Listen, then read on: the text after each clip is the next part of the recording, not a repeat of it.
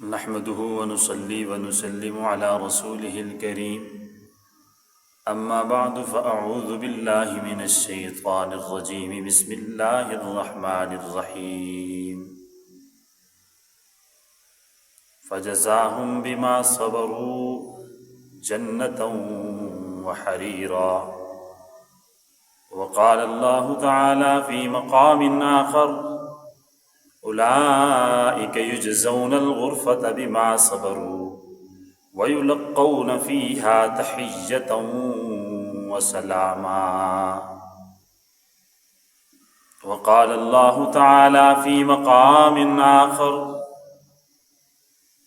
يا أيها الذين آمنوا استعينوا بالصبر والصلاة إن الله مع الصابرين. صدق الله العظيم وصدق رسوله النبي الكريم الأمين ونحن على ذلك لمن الشاهدين والشاكرين والحمد لله رب العالمين. میرے محترم دوستو، آج جمعۃ المبارک پہ کچھ گفتگو ہوئی. میرا دل چاہتا ہے کہ جمعۃ المبارک کا بیان میں ریکارڈ کروا لیا کروں، لیکن تھوڑی جھجک محسوس ہوتی ہے. انشاءاللہ عن قریب ارادہ ہے کہ جمعۃ المبارک کا بیان باقاعدہ ریکارڈ کروایا کروں، تاکہ آج کل سوشل میڈیا کا زمانہ ہے جس کو آگے فیس بک پر یوٹیوب پر نشر کیا جا سکے، تاکہ اس کی وجہ سے دوسرے احباب بھی فائدہ حاصل کر سکیں. اگر کسی کو ہمارے کہے سنے سے کوئی دینی فائدہ مل گیا تو ہماری دنیا اور آخرت سنور گئی. میرے محترم دوستو، آج کل میرے معاشرے کو جس چیز کی بہت زیادہ ضرورت ہے وہ صبر و تحمل کی ہے. قوت برداشت ختم ہو گئی ہے. انسان چھوٹی سی بات کو بھی برداشت نہیں کر سکتا، اور جس کی وجہ سے اتنے زیادہ فسادات زمانے کے اندر برپا ہیں، پریشانیاں ہیں، فتنے ہیں، دکھ اور مصیبتیں ہیں. ان میں جو سب سے بڑی وجہ ہے وہ برداشت کی کمی ہے. اگر ہمارے اندر برداشت پیدا ہو جائے تو ہمارے کئی سارے مسائل اسی برداشت کی وجہ سے حل ہو جائیں. ہم غور کریں، دنیا میں کوئی انسان بھی ایسا نہیں جس کے دشمن نہ ہوں، حاسد نہ ہوں، برا چاہنے والے نہ ہوں. جتنا جتنا مقام بلند ہوتا جائے گا اتنے زیادہ حاسدین کی تعداد بڑھتی چلی جائے گی. بچہ چھوٹا ہوتا ہے تو حسد کرنے والے بھی چھوٹے ہوتے ہیں، وہ جوان ہوتا ہے تو پھر حسد کرنے والے بھی بڑے ہو جاتے ہیں. جوں جوں وہ زندگی میں ترقی کرتا جائے گا اتنے ہی اس کے حاسدین کی تعداد بھی بڑھتی چلی جائے گی. حاسدین، دشمن، برا چاہنے والے، وہ ہر وقت موقع کی تلاش میں ہوتے ہیں. کسی طرح سے اس کے اندر کوئی کمی ہمیں مل جائے اور ہم پورے علاقے میں، شہر میں ڈھنڈورا پیٹیں اور اس کو بدنام کرنے کی کوشش کریں. اگر اس انسان کے اندر برداشت ہوگی تو اللہ رب العزت اس وجہ سے اس کو بلند مقام عطا فرمائے گا. اگر ان مواقع پر وہ برداشت نہیں کر سکا تو وہ اوج سریا سے قعر مذلت میں گر سکتا ہے بے صبری کی بنیاد پر۔ میرے بھائیوں، ہم دیکھیں کائنات کی افضل ترین شخصیات اس دنیا میں حضرات انبیاء کرام ہیں۔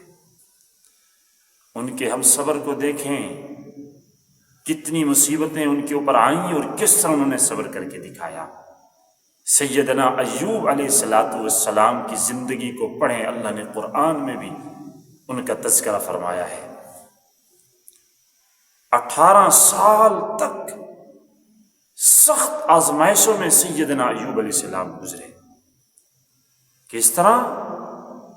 اللہ نے بال بچے بھی، اولاد بھی لے لی، مال و دولت بھی لے لیا، بیویاں بھی لے لیں اور صحت بھی لے لی، بیمار ہیں، سارے جسم کے اوپر پھوڑے اور پھنسیاں ہیں، پیپ بہہ رہی ہے۔ بعض روایات میں آتا ہے کہ آپ کے جسم مبارک میں کیڑے پڑ گئے، لیکن علماء نے لکھا ہے کہ کیڑے پڑ جانا یہ عیب کی چیز ہے، اور انبیاء عیب والی چیزوں سے پاک ہوا کرتے ہیں، اس لیے کیڑے بالکل نہیں پڑے۔ البتہ اللہ نے مختلف آزمائشوں سے سیدنا ایوب علیہ السلام کو گزارا، اور 18 سال تک ان مصیبتوں میں وہ گزرے ہیں۔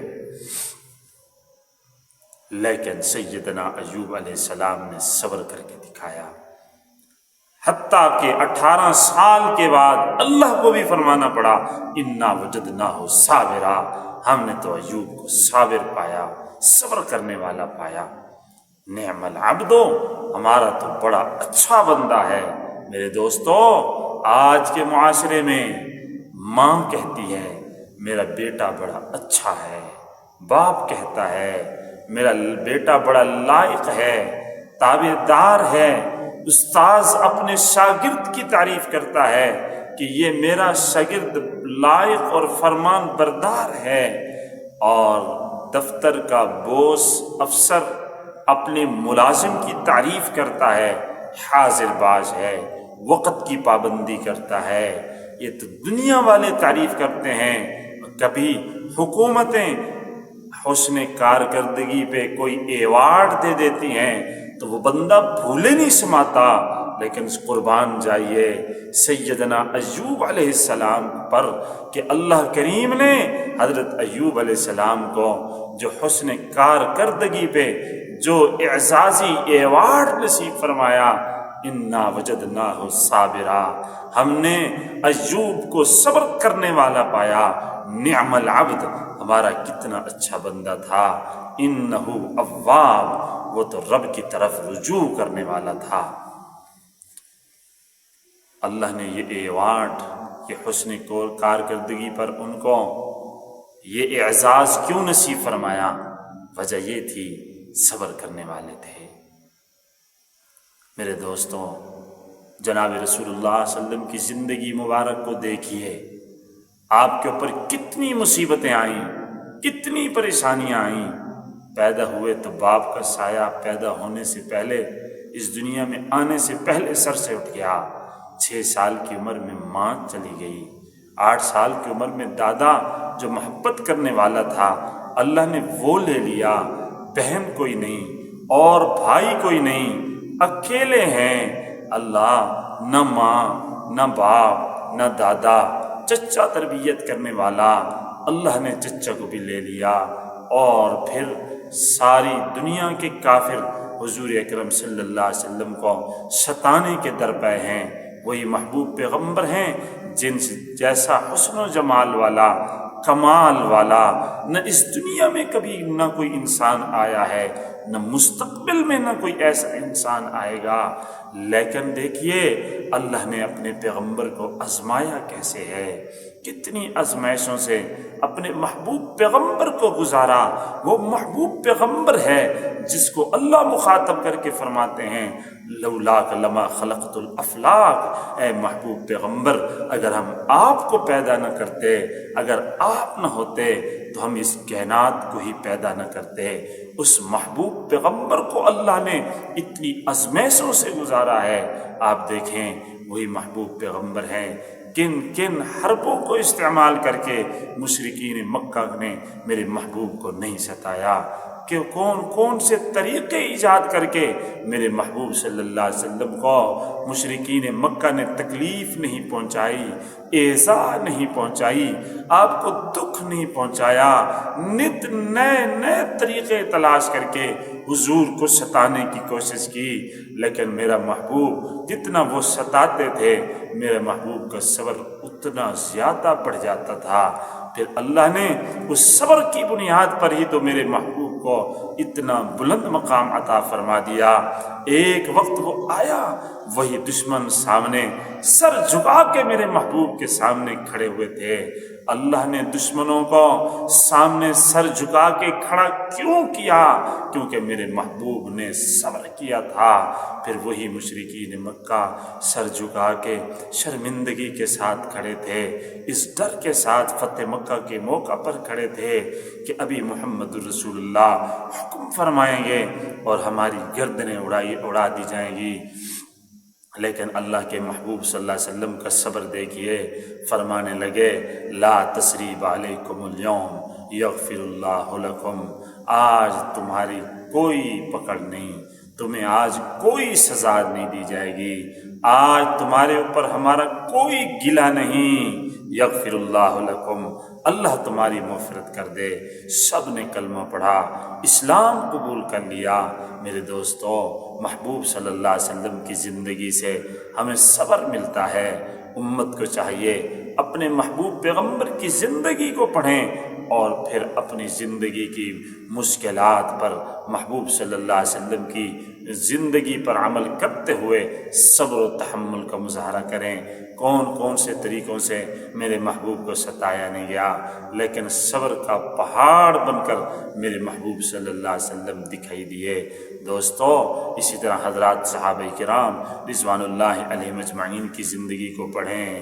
حضرت سیدنا بلال حبشی، حضرت سیدنا عمار ابن یاسر، حضرت یاسر، حضرت سمیہ، حضرت زنیرہ کو کس کس طرح کی تکلیفیں پہنچائی گئیں، حضرت صہیب رومی رضی اللہ عنہ کو کس کس طرح ستایا گیا، تکلیفیں پہنچائی گئیں، لیکن صبر کا دامن انہوں نے نہیں چھوڑا۔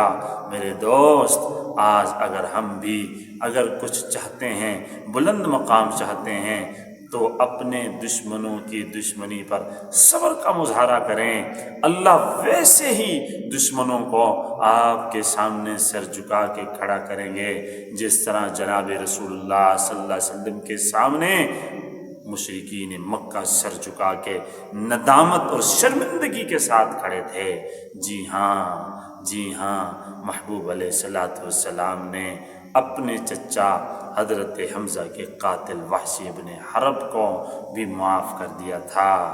وہ چچا جس سے اتنا پیار کرتے تھے، جس دن حضرت حمزہ کو شہید کیا گیا، صحابہ کہتے ہیں ساری زندگی ہم نے اپنے محبوب صلی اللہ علیہ وسلم کو آواز کے ساتھ روتے ہوئے نہیں دیکھا سوائے اس دن کے جس دن حضور کے چچا حضرت حمزہ رضی اللہ عنہ کو شہید کیا گیا۔ حضور آواز کے ساتھ رو رہے تھے۔ جب سارے شہدائے احد کی میتیں اور جب مدینہ منورہ لے کر پہنچے، کچھ کو وہیں احد کے میدان میں دفن کر دیا گیا، کچھ کی میتیں مدینہ لے کر پہنچے۔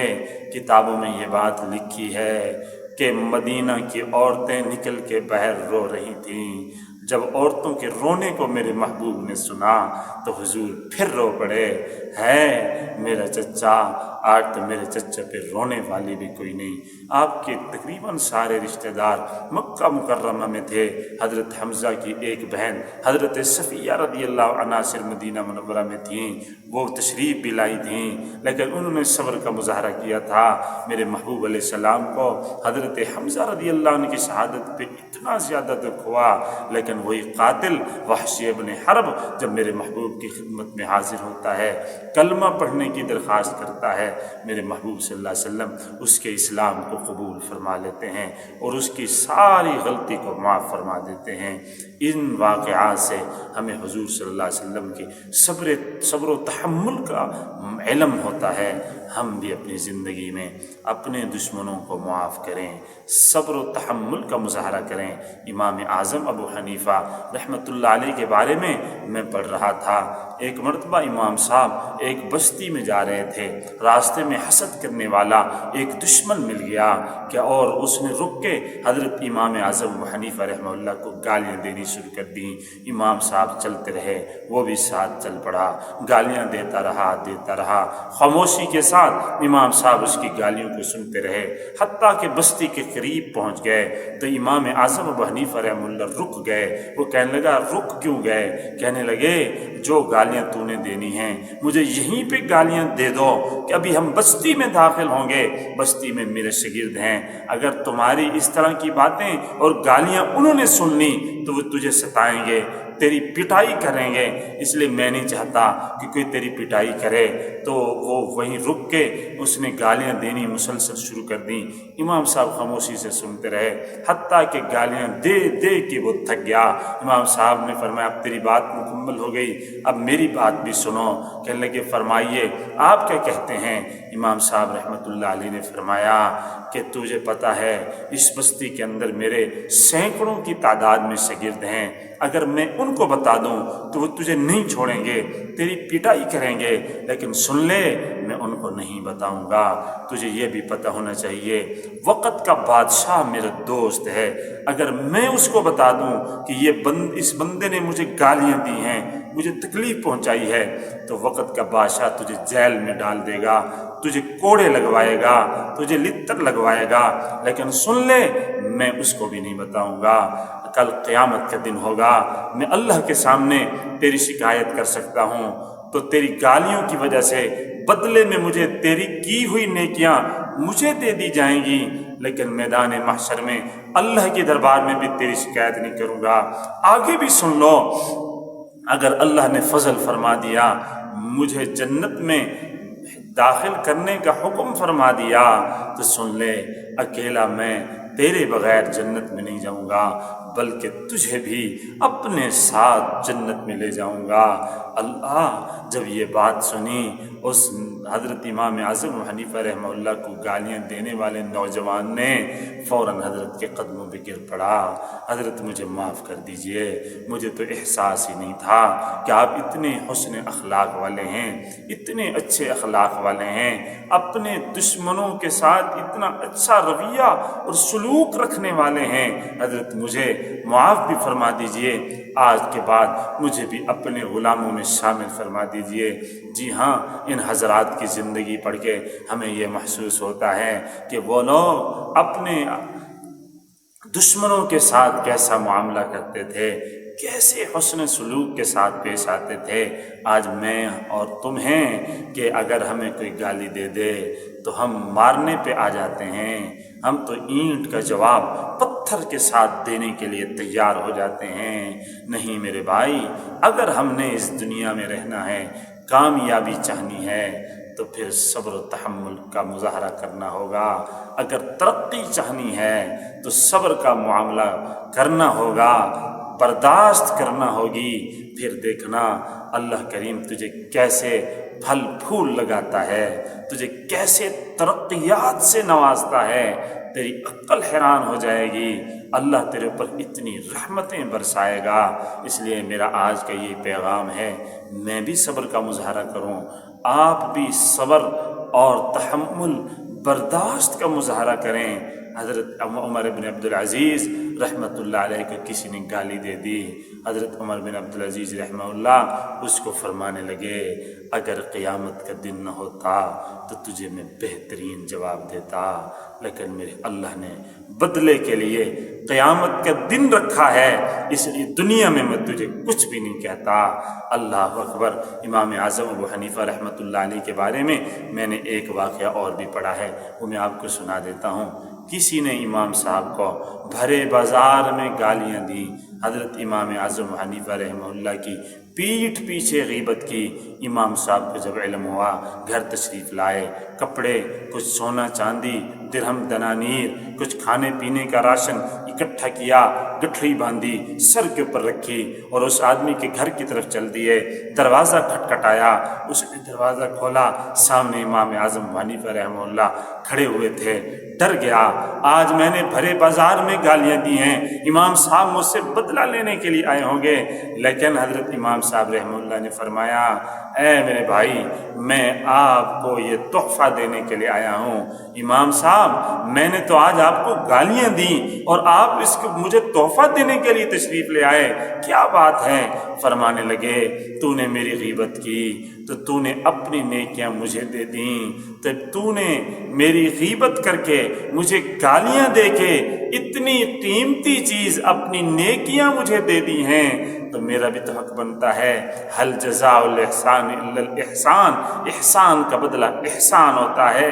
ابو حنیفہ بھی اس احسان کا بدلہ اتارنے کے لیے آیا کھڑا ہے کہ آپ کو بدلے میں دنیا کا ساز و سامان دے دوں اور تم میری غیبت کر کے اپنی آخرت کی نیکیاں مجھے دے دو۔ ہاں، اس وقت اس بندے کو سمجھ آ گئی کہ جب کسی کی غیبت کی جاتی ہے، کسی کی پیٹھ پیچھے کسی کا گلہ کیا جاتا ہے، گالیاں دی جاتی ہیں، تو اس وقت بندہ اپنی نیکیاں اس کو مفت میں دے رہا ہوتا ہے۔ یہ تو سمجھتا ہے کہ میں اس کی غیبت کر کے اس کو نقصان پہنچا رہا ہوں، نہیں، اس کو نقصان نہیں پہنچا رہا ہوتا، وہ تو نقصان اپنے آپ کو پہنچا رہا ہوتا ہے۔ اس لیے میرے بھائیوں، صبر تحمل کا مظاہرہ بھی کریں گے، کسی کو زبانی کلامی ہاتھ کے ساتھ ہم تکلیف نہیں پہنچائیں گے۔ رمضان المبارک کا مہینہ جناب رسول اللہ صلی اللہ علیہ وسلم نے فرمایا تھا، ہوا شہر الصبر، یہ مہینہ صبر کا مہینہ ہے، وثوابہ الجنہ، اور صبر کا بدلہ جنت ہوگی۔ اللہ کریم سے دعا ہے اللہ تعالیٰ ان ساری باتوں کے اوپر سب سے پہلے مجھ فقیر کو، بعدہ ہم سب کو عمل کی توفیق نصیب فرما دیں۔ وآخر دعوانا ان الحمد للہ رب العالمین۔